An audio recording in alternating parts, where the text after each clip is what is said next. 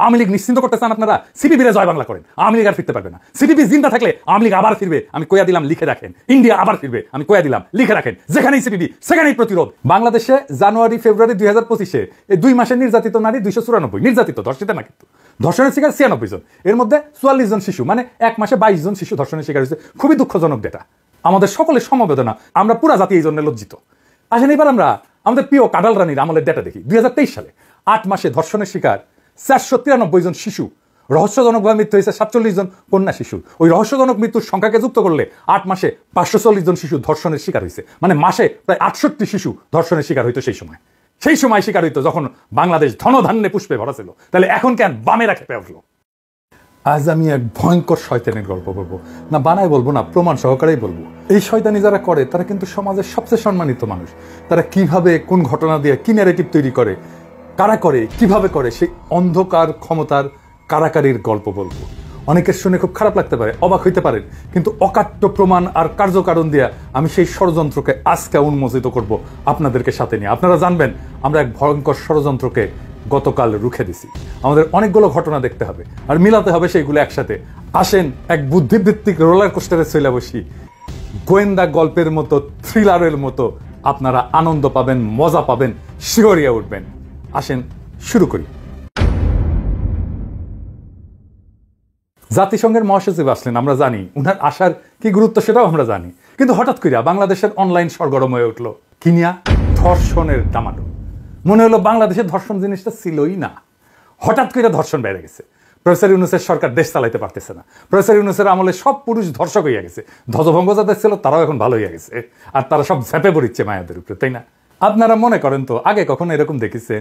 মুরব্বীদেরও জিজ্ঞেস করেন, দেখেন নাই। তার মানে ধর্ষণ প্রচুর বাড়িছে প্রফেসর ইউনূসের আমলে, তাই না? তাই তো মনে হচ্ছে, তাই না? আসেন দেখি তথ্য কি বলে। বাংলাদেশে জানুয়ারি ফেব্রুয়ারি 2025-এ এই 2 মাসে নির্যাতিত নারী 294, নির্যাতিত, ধর্ষিত না, কিন্তু ধর্ষণের শিকার 96 জন, এর মধ্যে 44 জন শিশু, মানে 1 মাসে 22 জন শিশু ধর্ষণের শিকার হয়েছে। খুবই দুঃখজনক ডেটা, আমাদের সকলের সমবেদনা, আমরা পুরা জাতি এই জন্য লজ্জিত। আসেন এবার আমরা আমাদের প্রিয় কাডাল রানীর আমলের ডেটা দেখি। 2023 সালে 8 মাসে ধর্ষণের শিকার 493 জন শিশু, রহস্যজনকভাবে মৃত্যু হয়েছে 47 জন কন্যা শিশু। ওই রহস্যজনক মৃত্যুর সংখ্যাকে যুক্ত করলে 8 মাসে 540 জন শিশু ধর্ষণের শিকার হয়েছে, মানে মাসে প্রায় 68 শিশু ধর্ষণের শিকার হইতো। সেই সময় শিকার হইতো যখন বাংলাদেশ ধনধান্যে পুষ্পে ভরা ছিল। তাহলে এখন কেন বামেরা খেপে উঠলো?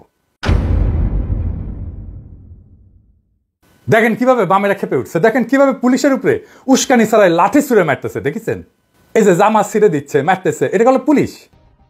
এবার দেখেন রোজা রাখা পুলিশকে কিভাবে মারিছে। পুলিশটাকে দেখে এত মায়া লাগিছে, বলতেছে যে আমি তো রোজা আছি, আমি এখন হসপিটালে গেলে তোমার রোজা ভেঙে যাবে, আমাকে ওষুধ দিবে। কি মায়া লাগতেছে দেখেন, এই কিভাবে মারছে তাকে, দেখেন এই বামেরা মারছে। একজন অতিরিক্ত বাবাসী আমার বুক ভরা লাথি মারছে, একবার বুক বরাবর, হঠাৎ করে পিছন থেকে লাথি মারা শুরু করে পিছন থেকে। আমরা তাদেরকে না মেরে আমরা এমনি বারবার বাধা দিচ্ছি, হাত দিয়ে ডালার লাঠি দিয়ে আমরা বাধা দিচ্ছি, আপনারা আসেন। হঠাৎ করে লাথি মারছে আমার, আমি রোজা রাখছি, রোজা ভাঙতে যাবে না, এখন হাসপাতালের জন্য আছে। কেন বামেরা এখন হারকিউলিস হয়ে উঠলো? আসেন এটা বুঝে দেখি। সরকারের সাফল্য দেখা যায় মাত্র 4টা জিনিসে। অর্থনৈতিক পরিস্থিতি, মানে আপনার খাবার টাবারের দাম কেমন, জিনিসপত্রের দাম কেমন, দাম কমিছে, জিনিসের কমিছে, তাই না? সবুজ টিক চিহ্ন দেন এডিটর সাহেব। দুর্নীতি, এটা দেখে দুর্নীতি করে এই সরকার, তার শত্রুরাও বলতে পারবে দুর্নীতি করে না, এখানেও সবুজ মার্ক ঠিক দেন। 3 নাম্বার, জনগণের আস্থা আছে কিনা, মানে যেটা ভোট টোট দিয়ে তৈরি। এই সরকার যদিও ভোটে আসেনি, কিন্তু তারপরে তো জনগণের আস্থা আছে না, তাই না? আছে, অবশ্যই আছে, এখানেও টিক মার্ক দেন, মাশাআল্লাহ। বাকি থাকলো কি? 4 নাম্বার কি? অপরাধ প্রবণতা। এইখানে আমরা কোশ্চেন মার্ক দিয়ে রাখি এডিটর সাহেব, এটা এখনো পর্যন্ত আমরা টিক চিহ্ন দিতে পারতেছি না। অপরাধের মধ্যে বিশেষ করে বা ধর্ষণের ঘটনা সরকারের উপরে আস্থা কমায় দেয়, সরকারের জনসমর্থন কমে যায়। এগুলো আমার বানানো কথা না, এগুলো অসংখ্য গবেষণায় প্রমাণিত। তাহলে প্রফেসর ইউনূসের সরকারকে বাম্বু দেওয়ার সবচেয়ে কার্যকর কৌশল কি? আপনি যদি হাসিনা হইতেন কি করতেন? আইন শৃঙ্খলা পরিস্থিতি খারাপ সেটা দেখানোর চেষ্টা করতেন, যত না খারাপ তার চেয়ে বেশি দেখানোর চেষ্টা করতেন, তাই না? পারলেন নিজে টাকা দিয়ে অপরাধীর সাথে চুক্তি করে খুন খারাপি দস্যুতা করতেন, তাই না? আওয়ামী লীগ তো 600 ডাকাতকে ভাড়া করেছিল, তাই না? মনে আছে না? ধরেন ঢাকা শহরে তো কয়েকশো মাস্তান আছে, তাই না? আমি এর মধ্যে 200 মাস্তানকে আলাদা করে কথা বলতাম। আপনারা রাজনীতি করলে চিনবেন সবাইকে, কে কি কইরা খায়, কে মাস্তানি করে, কার শত্রু কে, এগুলো সবই জানতেন। একজনকে ডাইকে কইতাম যে এই এদিকে এদিকে তোরে তো উই খাইয়া দিতে চায়, তাই না? উই কবি হ ভাই, তাই তো। তো শত্রুর তো শেষ রাখতে নাই, বুঝিস না? আমি তো তোকে অনেক পছন্দ করি, খাইয়া দে। হ্যাঁ, খাইয়া দিয়া 2 মাস ঘুরে ব্যাংককে আমি টাকা পয়সা দিতেছি, টিকিট করে দিতেছি, আরে টাকাটা রাখ, আমি সামাল দিতেছি, লাগাই দিতাম খুনাখুনি, শিখে দিচ্ছি না সব টেকনিক। এটা রিস্কি, টাইম লাগে, অনেক টাকা লাগে, এটা রিসোর্স ইন্টেন্সিভ গ্যাঞ্জাম।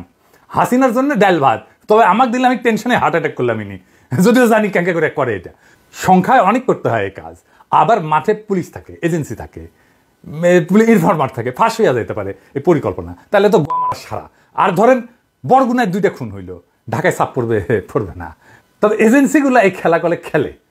সাত্তার সরকার এইভাবে ফেলাইছিল এজেন্সি, আমি ঘটনা জানি, শুনেছি, মানে যাদেরকে দিয়ে করেছিল তাদের কাছেই শুনেছি, একদিন গল্পটা কমুনি। কিন্তু যাই হোক, যেটা কোনো রিস্ক নাই, সংখ্যায় অনেক লাগে না, একটা হইলেই চলে, একটা জায়গা মতো দেশের যে কোনো প্রান্তে হইলে হয়, সেটা হইতেছে ধর্ষণ। এইটারে ঠিক মতো রান্না করতে পারলে কেল্লা ফতে সরকার পইরা যাবে। সরকার এটা থেকেই তো পারবে না। কাজটা তো একজন মানুষ করে ঘরের মধ্যে, কেউ জানে না যে এই কাজ করতে যাইতেছে। কারোর সাথে তো এটা কোয়া যায় না যে আমি কলে করতে যাইতেছি। প্রফেসর ইউনুসের জায়গায় চেঙ্গিস খানের বসাই দিল, সেও ঠেকাতে পারবে না এটা। এই কাজটায় হাসিনার দল মাস্টার, পোস্ট ডক্টরেট করা। সে এইটারে পলিটিসাইজ করে, উইপেনাইজ করে ধর্ষণকে, তার ক্ষমতায় যাওয়ার অস্ত্র হিসেবে ব্যবহার করে। আমার ক্ষুদ্র ভ্রাতার ভগিনীরা কবে, দাদা আপনি আওয়ামী লীগের দেখতে পারেন না, তাই এই কথা বলেন। খারান আপনার মুরব্বীদেরকে একটু জিজ্ঞেস করেন, এই ঘটনা আপনি দেখেননি, সেজন্য কয়ে দিতে হচ্ছে। আপনাদের পুরানো একটা ইতিহাসের গল্প বলি। 1995 সালের 24 আগস্ট দিনাজপুরের 10 মাইল এলাকায় 16 বছর বয়সী কিশোর ইয়াসমিন, তাকে পুলিশ সদস্যরা পুলিশ ভ্যানে নেয় এবং তারপরে গণধর্ষণের পরে হত্যা করে। এই ঘটনার পর পুলিশ প্রথমে লাশটাকে অজ্ঞাত পরিচয় হিসেবে চিহ্নিত করে তড়িঘড়ি করে ময়নাতদন্ত এবং দাফনের ব্যবস্থা করে। তারপরে শুরু হয় দিনাজপুরে প্রচন্ড বিক্ষোভ, তারপরে সারা দেশে বিক্ষোভ। 5 দিন পর এই মরদেহ কবর থেকে তুলে আবার পুনরায় ময়নাতদন্ত করা হয়, মামলা দায়ের হয়। এই আন্দোলন দেশব্যাপী ছড়ায় পরে বিশাল একটা গ্যাঞ্জাম হয়। এটা দেশব্যাপী ছড়ায় দেয় কে? আওয়ামী লীগ, ছাত্রলীগ, যুবলীগ। তখন বিএনপি ক্ষমতায়। দিনাজপুরে কারফিউ দিতে হয়, থানা আক্রমণ হয়, 4 জন মারা যায়। ইয়াসমিন ধর্ষণ মামলা কেন তো সেন্সেশনাল হয়ে ওঠে, এটা একটু বুঝে দেখি। সব অনেক তো ধর্ষণ হয়, সবগুলো সেন্সেশনাল হয়, এটা কেন সেন্সেশনাল হইল, কেন হইল? আসেন এটা বুঝে দেখি। দিনাজপুর কার এলাকা? এটা আওয়ামী লীগ এলাকা চিরদিনের জন্য। 1991 খালেদা জিয়া ক্ষমতায়, কিন্তু দিনাজপুরের 6টা আসনের মধ্যে 5টা আওয়ামী লীগের, একটা জামাতের, বিএনপি শূন্য। আচ্ছা বলেন তো, প্রশাসন, পুলিশ, এইসব ওই সময় দিনাজপুরে কারা? বিএনপির লোকেরা যাবে না, সব আওয়ামী লীগের লোক, সব ওরা আওয়ামী লীগ। যে পুলিশ ধর্ষণ করছিল ওটা আওয়ামী লীগ ছিল। কেন বলতেছি? এই কেস সেন্সেশনাল হয়ে ওঠার 2টা কারণে। এক, ময়না তদন্ত প্রতিবেদনে ধর্ষণের প্রমাণ সম্পর্কে স্পষ্ট কোনো তথ্য পাওয়া যায় না, বলে এটা ধর্ষণ হয়নি। আর পুলিশ বলে যে ইয়াসমিন ছিল পতিতা। এই 2টা ঘটনা সারা বাংলাদেশের মানুষকে জ্বালায় দেয়। যেই ডাক্তার ময়না তদন্ত করছিল তার নাম ডাক্তার মহসিন, সাবেক ছাত্র ইউনিয়ন, রাজশাহী মেডিকেলের ছাত্র। আমি যখন ফার্স্ট ইয়ারে, সে তখন ফাইনাল ইয়ারে। ডাক্তারের নামে আলামত লুকানোর মামলা হয়েছিল। 96 হাসিনা ক্ষমতা এসে ডাক্তারের খালাস করে দেয়। ইয়াসমিনের কেসে সাজা হয়, পুলিশের ফাঁসিও হয়। কি জন্য হয় জানেন? সাজা কি জন্য হয়? ধর্ষণের দায় না, হত্যার দায়। মামলার কাগজ উঠে দেখতে পারেন, আমি মিজা কথা কইতেছি না। ফাঁসি কার্যকর করে খালেদা জিয়া 2004 সালে। 1996 হাসিনার মূল ক্যাম্পেইন ছিল মা বোনদের ইজ্জত রক্ষায় ব্যর্থ বিএনপির বিরুদ্ধে ব্যালটে রায় দিন, হাসিনা জিতে। তো আমি লিখি ইয়াসমিন তো ধর্ষিতা হয় নাই, তুই তো ছেড়ে দিছু ডাক্তারকে, কাগজে কলমে তো তাই। ইয়াসমিন স্তম্ভ করে কে? সিপিবির মহিলা উইং, মহিলা পরিষদ, দেখেছেন? একইভাবে আসিয়ার ধর্ষণ এবং মৃত্যুকে উইপনাইজ করতেছে আওয়ামী লীগ, করতেছে এই সিপিবি, ছাত্র ইউনিয়ন, এদেরকে দিয়া। ধর্ষককে গ্রেপ্তার করছে, দ্রুত বিচারের জন্য মামলা করছে। বামের আর কি চায়? ওরা বলুক আর কি চায়, বলতে পারবে না। আসিয়ার ধর্ষণ কেন হইল? এখন তো আসিয়ার মারে আর বাবারে ধরতে হয় যে কেন ওই মাইয়ারে বিয়া দিছো কেন ওই বাসায়। আসিয়ার বোনের স্টেটমেন্ট শুনেছেন? শুনেন। আচ্ছা বলেন তো, এটা কি কোহেরেন্ট স্টেটমেন্ট? খুব সম্ভাবনা আছে আসিয়ার বোন পার্ট অফ দ্য ক্রাইম। কেন? এটা শোনেন। শুনেছেন? ঘর থেকে বাইরে নিয়ে গিয়ে ধর্ষণ করেছে, একবার এক এক কথা কইতেছে, একবার করে সেরির আগে, একবার করে সেরির পরে, ওরে ঘুমের ওষুধ খাওয়াইছে। কোনো স্টেটমেন্টই আপনি সাবস্টেনশিয়েট করতে পারবেন না। ওই মুহূর্তে তোর বায়োলজিক্যাল স্যাম্পল নেওয়া উচিত ছিল, রক্ত, পেশাব টেশাব নিয়ে পরীক্ষা করে দেখা উচিত ছিল ওর মধ্যে সে আসলে তার ঘুমের ওষুধ খাওয়ানো হয়েছে কিনা। ও কইতেছে আরেক পুরুষ তার পিছন থেকে জ্যাপটে ধরেছিল। তো সে তার ছোট বোনকে ওই জাহান্নামে নিয়ে আসবে? যদি বাইরে নিয়ে যায় তাকে ধর্ষণ করা হয় আসিয়াকে, তাহলে তো ডিএনএ স্যাম্পল পাবেন। এখন তো এখন তো পাবেন না এভিডেন্স। ধর্ষকের বাড়ি হয়তো পুড়ে দিছে পাবলিক, ওইটা আওয়ামী লীগই করেছে। দেখেন ওই দিনই আমি ক্রাইম সিনার স্টেটমেন্ট নিয়ে কেস সলভ করে ফেলতাম, কে কিসের দোষী। এইবার আসেন সেই মেটিকুলাস প্ল্যান কি যা দিয়া প্রফেসর ইউনূসকে ফেলায় দেওয়ার চেষ্টা করেছিল। আসিয়ার ঘটনা তো সেই দিন। আর 2রা মার্চ কেমনে বলে 15ই মার্চ এয়ারপোর্টে জনতার ঢল নামবে, মানে 15 তারিখ তারা কিছু করবে যখন গুতেরেস থাকবে। এইখানেই আসে বামেরা। এই জন্যই 15 তারিখে গণমিছিল ডাকিছে লাকি আক্তার। আওয়ামী লীগ আর বাম মিলে ঠিক করে 2 জায়গায় সমাবেশের ডাক দিবে, শাহবাগ আর শহীদ মিনার। এইটা সাহেব দেখান কারা এই গণজাগরণ মঞ্চে 15 তারিখে গণমিছিলের কথা বলিচ্ছে। দেখান, আরো দেখান, আরো দেখান, আরো দেখান, একের পর এক দেখান, দেখাইতে থাকেন। দেখেছেন? দেখেন, দেখেছেন তো 15 তারিখের প্রস্তুতি দেখেছেন আওয়ামী লীগের। আবার দেখান আওয়ামী লীগের সিক্রেট গ্রুপে তারা দেখা কইতেছে লাকির দেখানি পথে যাইতে হবে। সাথে নিচে আসে সন্তুল আর্মাকে, যে কিনা দেশের বিরুদ্ধে যুদ্ধ করছে, যার হাতে আমাদের অসংখ্য সৈনিক আর অফিসারের রক্ত লেগে আছে, যে পার্বত্য চট্টগ্রামকে বিচ্ছিন্ন করতে চেয়েছে বাংলাদেশ থেকে ইন্ডিয়ার সাহায্য নিয়ে, ইন্ডিয়ান মাল পুরাটা। এবার বুঝেছেন তো প্ল্যান, সব ইন্ডিয়ান মাল, সব ইন্ডিয়ান রসুনের গোয়া কেমনি এক জায়গায় মিলিছে। 15 তারিখের ওই গণমিছিলে সুশীল লীগ, আফসোস লীগ, ছাত্রলীগ সবাই নাম তো দিছেই গণমিছিল। 1010 লোক নামানোর পরিকল্পনা নিছিল। অমি পিয়াল বলেছে না 20 তারিখে এয়ারপোর্ট বন্ধ করে দিয়া ছাত্র নেতাদের আটকাইতে বলেছিল না। আপনি প্ল্যান বুঝেছেন? সব ইন্ডিয়ান মাল নামিছে, মার খাইছে পুলিশ।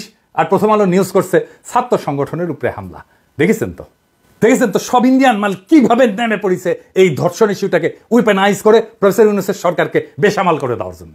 আমি বলছি সিপিবি অফিস আমি দখল করে নেব। ওরা গণমিছিল বাতিল করেছে, ইত্তেফাকের রিপোর্ট শুনে। সিপিবি লোকেরা প্রিন্সরা জিগায়েন যে সে আমার ফোন দিয়া কি কইছে, তারাই জিগায়েন, আমি আর কইলাম না। গ্রেস দিছি কয়েকদিন, প্রিন্স মিয়া জানে কেন গ্রেস দিছি। আমি প্রিন্সরে কইছি ইন্ডিয়ান ল্যাসপেন্সারি বাদ দেন, লাকিরে আর MM আকাশকে বহিষ্কার করেন, শাহবাগে অংশ নেওয়ার জন্য ক্ষমা চান, বাকশালে যোগ দেওয়ার জন্য ক্ষমা চান, আর পার্টিতে ইসলাম বিদ্বেষের চর্চা বন্ধ করেন ঘোষণা দিয়া।